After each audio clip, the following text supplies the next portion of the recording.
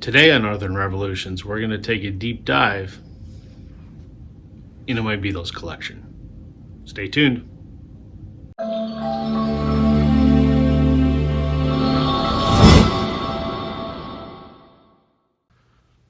Hello everybody, welcome back to my channel, Northern Revolutions. I'm Rob. Welcome back if you're returning. Welcome if you're new. Today, I'm going to take a deep dive into my Beatles collection. I was first and foremost a Beatles fan when I got into music as a teenager back in the 90s. So over the years, I've amassed a pretty comprehensive Beatles collection. So let's have a look. The first thing I'm going to show you are my UK albums. I started putting my UK collection together probably within the last 6 months or so. I like to have first pressings of all my albums, so all my Canadian albums are all first pressings, and I have Canadian albums because I'm in Canada. What I'm working on for my UK releases are first pressings as well. So the first one I've got is Please Please Me. Now this isn't actually a first pressing. A first UK pressing of Please Please Me is incredibly rare. They're on the black and gold Parlophone label. Not very many were made. You got to remember, this was before the Beatles were really famous. Those are on the order of several thousands of dollars if you can find one. I've never seen one. They're pretty crazy. They were pressed in about February of '63. This is actually a third pressing. It's on the black and yellow Capitol label. This came out in May of '63. So it's not a first pressing, but it's only 3 or 4 months removed. So I'm content with that. I don't ever see a day that I'll be able to afford one of the first pressings. So that's my Please Please Me. I have a mono first pressing of With the Beatles. Mono first pressing of Hard Day's Night. I like the UK releases not only because that's how the band intended the records to be, but also there's a few that are dramatically different than what we had in Canada. Hard Day's Night is one of them. This is a studio album, which is a lot different than the Hard Day's Night soundtrack, which I'm going to talk about in a little bit.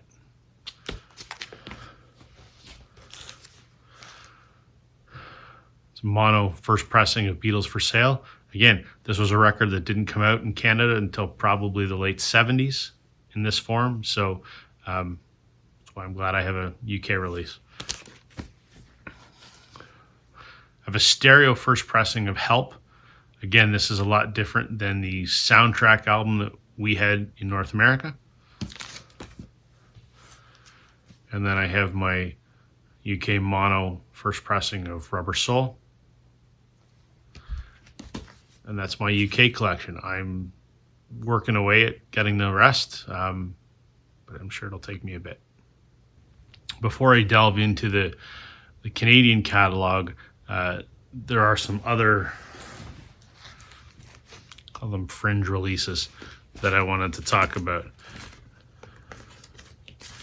First of all, when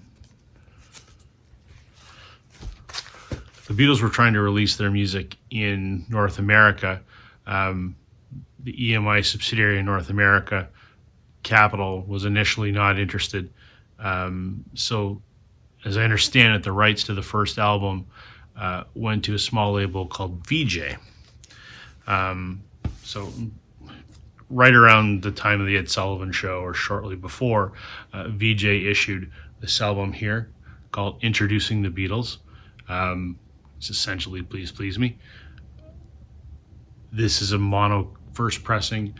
These are highly bootleg or counterfeited. There's a lot of fake ones of these out there. You could do a whole video on what makes it legitimate and what makes it counterfeit, but suffice it to say, this is an original mono non-counterfeit.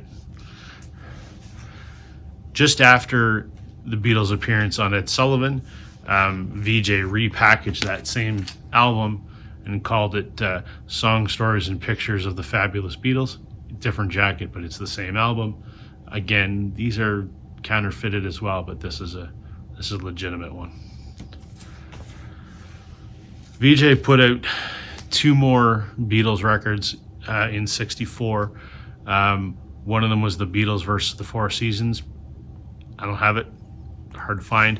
The other one, it's called Jolly What? It's the Beatles with Frank Ifield on stage. It's a little misleading. They weren't on stage together.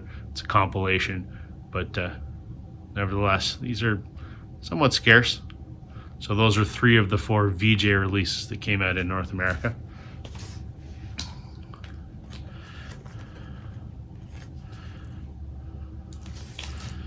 A couple other, like I said, fringe releases, if you will. To capitalize on the height of Beatlemania, MGM put this out in, I believe, the spring of '64.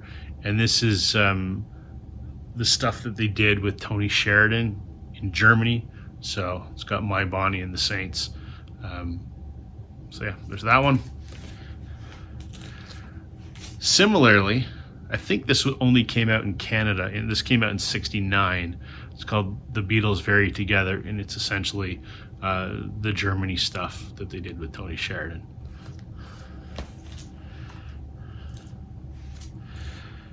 A couple other ones here. This album came out in, I believe, the '70s, and this was a double live album of the Beatles at the Star Club in Hamburg, Germany. I think this was issued on Lingesong, which I believe is a German label. It's been issued all over the world. It's not great quality sound-wise, but it's sort of an important historical artifact, if you will, because it does give you a Beatles Hamburg show from sometime in '62. There's debate about when this was actually recorded. So there's that. And the last one I have, to the best of my knowledge, has never been officially released, so this obviously is a bootleg, but it's still fairly important. This is my version that I have of the Beatles Decca tapes. This is a complete Decca audition that they did prior to signing on with EMI or Parlophone. So for those of you that may not know, the Beatles North American releases were quite a bit different than they were in the UK.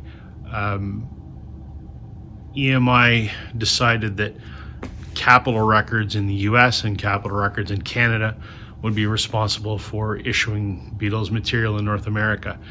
And Capitol took a slightly different approach than Parlophone did, where Parlophone would issue the albums as the Beatles intended. Capitol looked at it as a money-making machine. So they found their creative ways to stretch the catalog. As such, the Beatles put out 13 albums in the UK. Capitol managed to stretch that to 23 releases in North America. How they did that?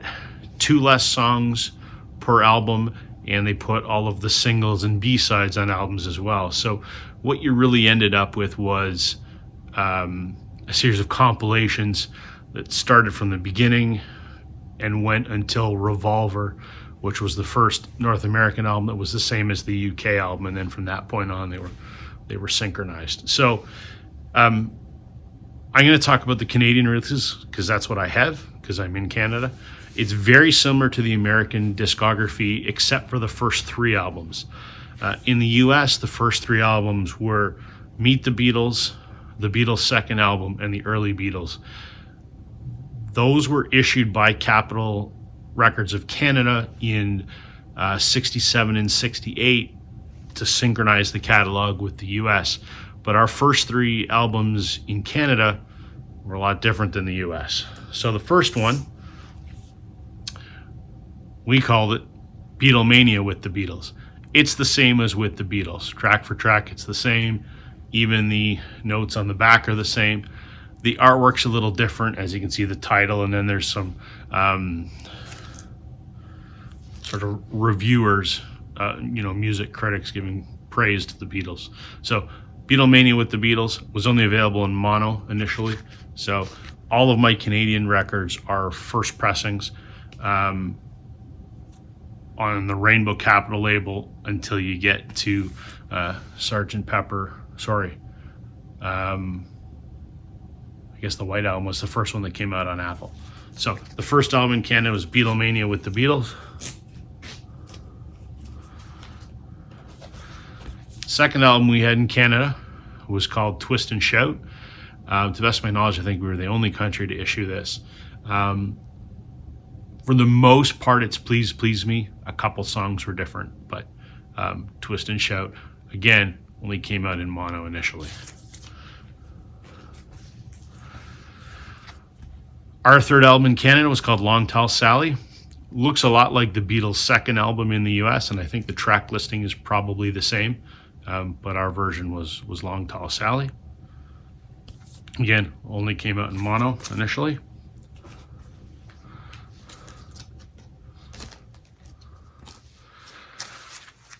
The next album, which was the first one that was the same as the US, was Hard Day's Night. I have a stereo copy. I have a mono copy. Both of these are first pressings. Now, these are on the United Artists label because they had the soundtrack rights to the film. Now, this is a lot different than the UK release, aside from the fact that the cover looks a lot different. This is a soundtrack to the movie, where the UK Hard Day's Night was actually a studio album.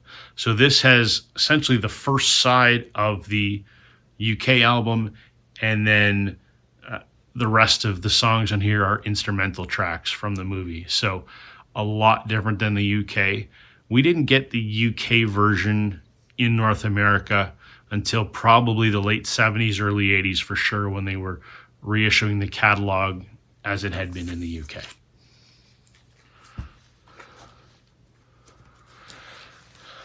The next album was called Something New, and I have a mono copy here, a stereo copy here.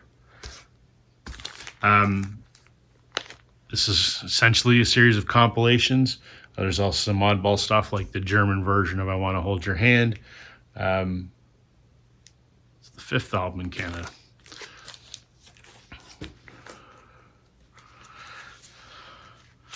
Then Capitol put out this here, which is called The Beatles Story. It is available in stereo and mono. I only have a mono copy. I'm looking for a stereo one. It's a double LP. There's no songs on it. It's all talk. It's all interviews. But interesting release nonetheless.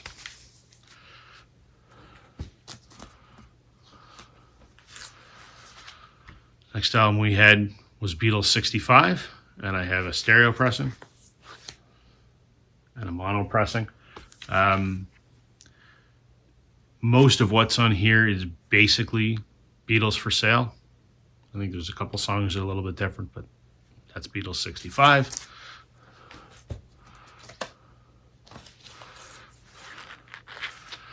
Then came Beatles 6, again, stereo pressing, mono pressing. It's called Beatles 6 because it was the sixth Beatles issue in the United States, but I believe it's the 7th or 8th in Canada. So Beatles 6. Again, it's some of Beatles for Sale and some other songs.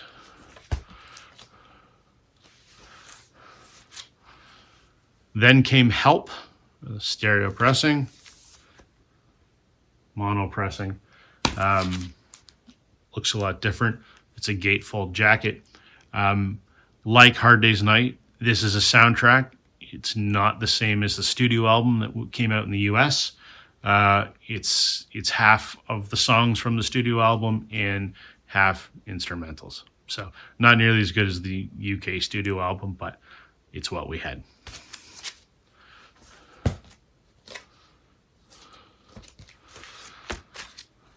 Next album mission in North America was Rubber Soul, and I have a stereo copy and a mono copy. You may think this looks like Rubber Soul. It does look like the UK Rubber Soul, but there are two songs that are different. It starts with I've Just Seen a Face, which the UK version was Drive My Car. And I think the other song that was different was It's Only Love, and I can't remember what was supposed to be in its place in the UK. So, Rubber Soul.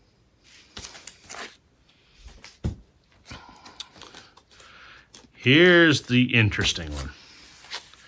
you probably all know about Yesterday and Today. There's a stereo copy. There's a mono copy. This was, again, a compilation album, stuff that was left off, Help, a couple songs that were left off, Rubber Soul. The interesting thing about this record is you've probably all heard of the Butcher cover.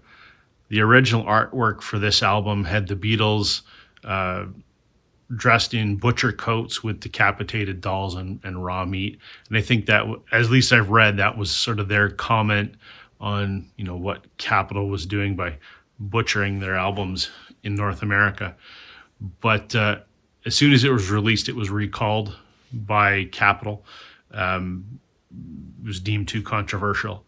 So for the initial run, this cover image, they made a slick that they pasted over top of it. And then for the second, run was just the normal cover like this. In case you're wondering what a Butcher cover looks like, I have one. There's a Butcher cover. There's 3 kinds of Butcher covers out there. There's a first state, second state, and third state. So first states are virtually impossible to find. They're ones that somehow got out into the wild and people got them, so there was never a slick applied to it. So an unaltered album with this artwork on it. A second state is an album that is a Butcher cover that has had the other cover they showed you applied to the front of it.